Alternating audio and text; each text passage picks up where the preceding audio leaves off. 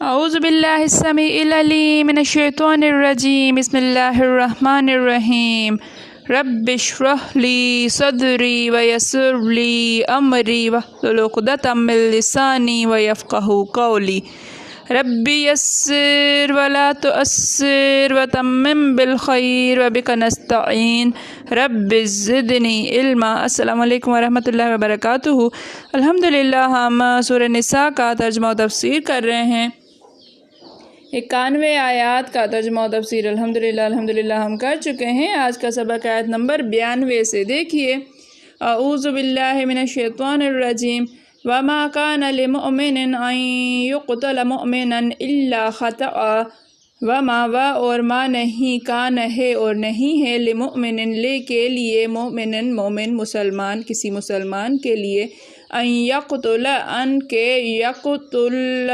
وہ قتل کرے، مؤمنن کسی مسلمان کو، الا مگر، خطأ غلطی سے، خطا سے، ومن قتل اور من جو قتل کرے، مؤمنن کسی مسلمان کو، خطأ غلطی سے، فتحریر پس تحریر آزاد کرنا ہے، رقبتن ایک گردن کو، ایک غلام کو، مؤمنتن مسلمان، ایک مسلمان غلام کو آزاد کرے، ودیتن اور دیت،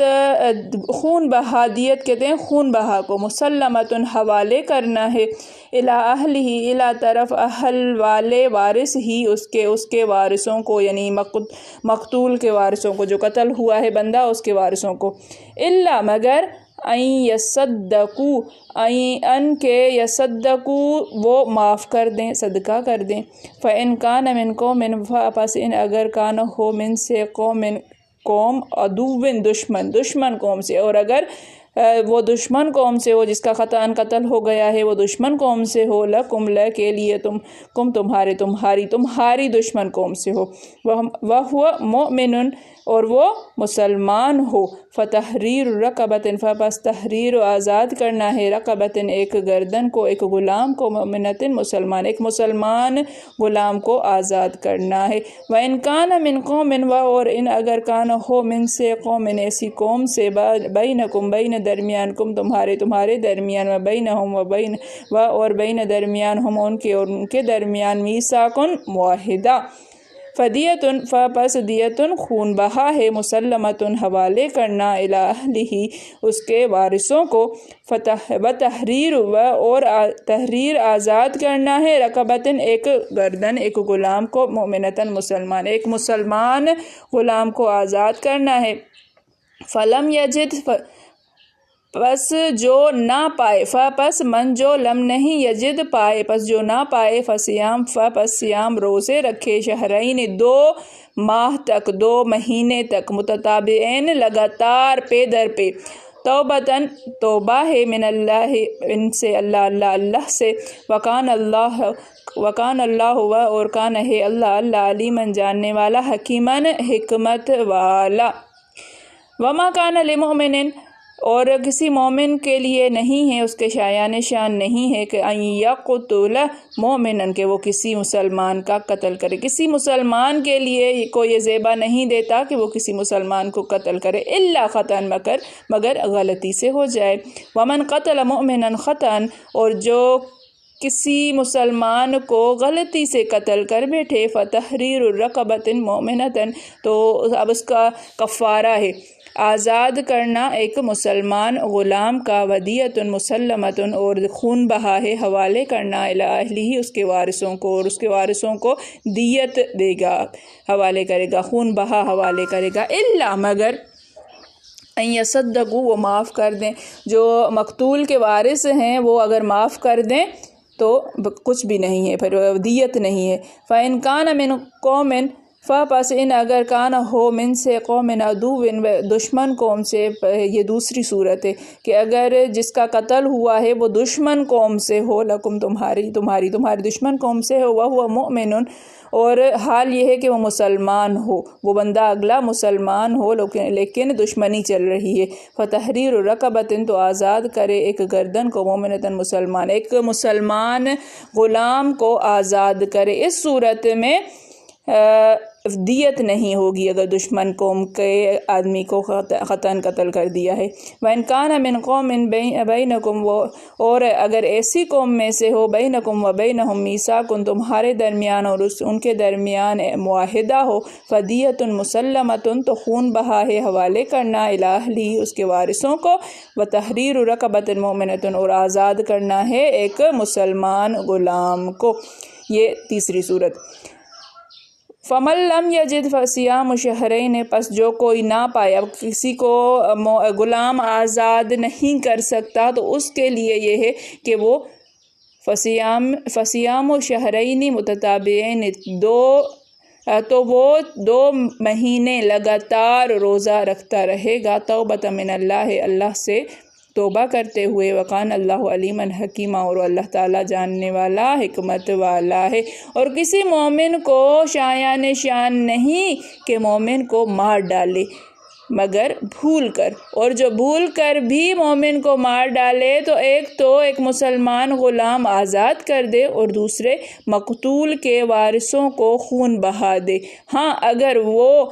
معاف کر دیں تو ان کو اختیار ہے۔ اگر مقتول تمہارے دشمنوں کی جماعت میں سے ہو اور وہ خود مومن ہو تو صرف ایک مسلمان غلام آزاد کرنا چاہیے، اور اگر مقتول ایسے لوگوں میں سے ہو جن میں اور تم میں صلح کا عہد ہو تو وارثان مقتول کو خون بہا دینا اور ایک مسلمان غلام آزاد کرنا چاہیے، اور جس کو یہ میسر نہ ہو تو وہ متواتر 2 مہینے کے روزے رکھے۔ یہ کفارہ اللہ کی طرف سے قبول توبہ کے لیے ہے اور اللہ سب کچھ جانتا اور بڑی حکمت والا ہے۔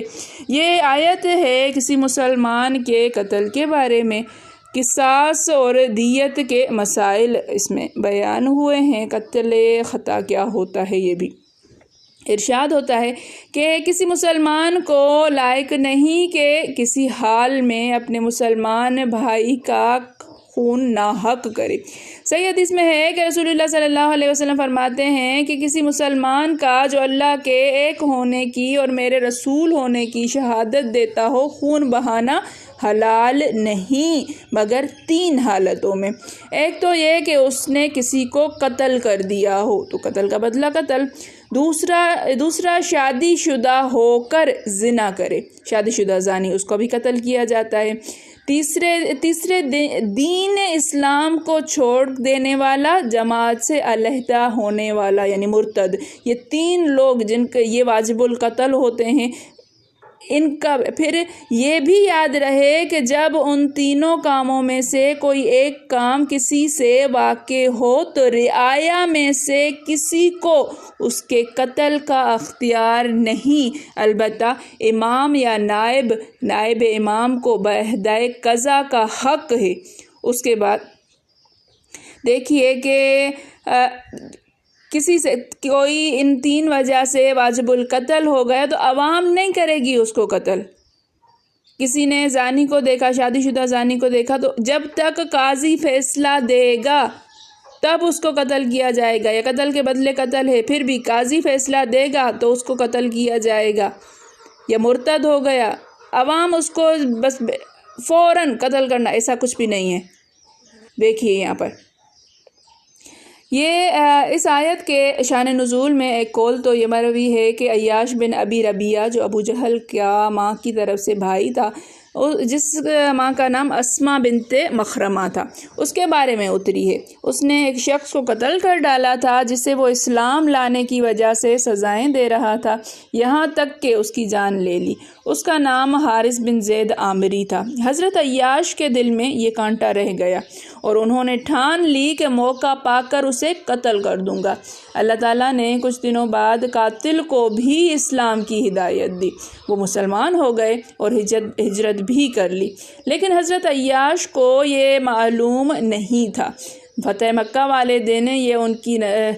ان کی نظر پڑی یہ جان کر کہ یہ اب تک کفر پر ہیں، ان پر اچانک حملہ کر دیا اور قتل کر دیا۔ اس پر یہ آیت اتری ہے۔ دوسرا قول یہ ہے کہ یہ آیت حضرت ابو درداء رضی اللہ تعالیٰ عنہ کے بارے میں نازل ہوئی، جبکہ انہوں نے ایک شخص کافر پر حملہ کیا، تلوار سونتی ہی تھی تو اس نے کلمہ پڑھ لیا، لیکن ان کی تلوار چل گئی، اسے قتل کر ڈالا۔ جب حضور صلی اللہ علیہ وسلم سے یہ واقعہ بیان ہوا تو حضرت ابو درداء نے اپنا یہ عذر بیان کیا کہ اس نے صرف جان بچانے کی غرض سے یہ کلمہ پڑھا تھا۔ آپ صلی اللہ علیہ وسلم ناراض ہو کر فرمانے لگے، کیا تم نے اس کا دل چیر کر دیکھا تھا؟ یہ واقعہ صحیح حدیث میں بھی ہے۔ دیکھیے کہ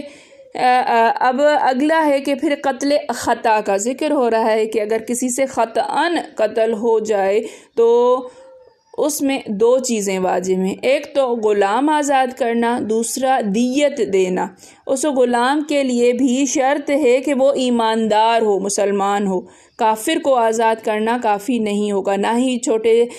نابالغ بچے کو۔ یہاں کہا گیا ہے کہ اگر اس کے ماں باپ دونوں مسلمان ہیں تو جائز ہے، ورنہ نہیں ہے جائز۔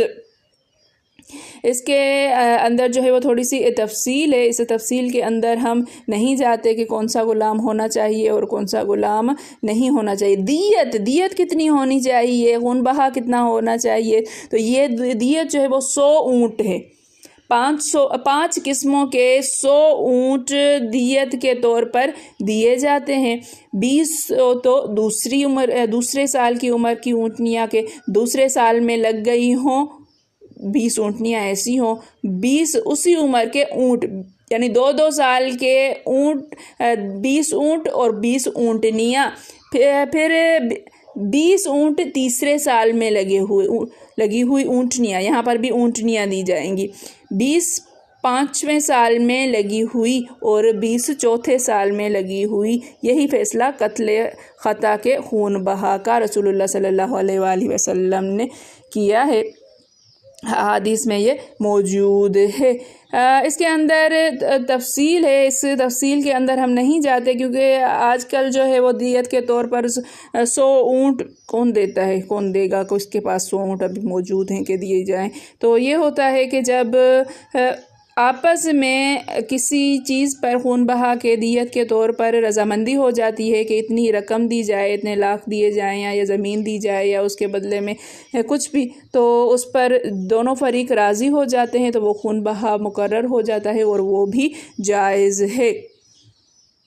آگے فرمایا کہ یہ خون بہا جو واجب ہے، اگر اولیاء مقتول از خود اس سے دستبردار ہو جائیں تو انہیں اختیار ہے کہ وہ نہیں لینا چاہتے ہیں تو صدقہ کر کے معاف کر سکتے ہیں۔ پھر فرمان ہے کہ اگر مقتول مسلمان ہو لیکن اس کے اولیاء حربی کافر ہوں تو قاتل پر دیت نہیں ہے، قاتل پر اس صورت میں صرف آزادگی گردن ہے کہ وہ غلام کو آزاد کرے گا، اور اگر اس کے ولی وارث اس قوم میں سے ہوں جن سے تمہاری صلح اور عہد و پیما ہے تو دیت دینی پڑے گی۔ اگر مقتول مومن تھا تو کامل خون بہا، اور اگر مقتول کافر تھا تو بعض کے نزدیک تو پوری دیت ہے، بعض کے نزدیک آدھی، بعض کے نزدیک تہائی ہے۔ دیکھیے کہ پھر ہے کہ آگے قتل خطا کی توبہ کی یہ صورت ہے کہ